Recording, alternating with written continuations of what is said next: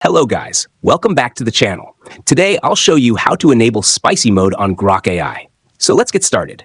Open Grok AI and sign into your account. Tap your profile icon, then go to Settings. Find the birth year setting and make sure it's set to 2002 or earlier. Save the changes if needed. Now refresh the page. After that, start a new chat and type Enable Spicy Mode. If everything is set up correctly, Grok AI should confirm that spicy mode is enabled. If it doesn't work, check your birth year again and refresh the page one more time.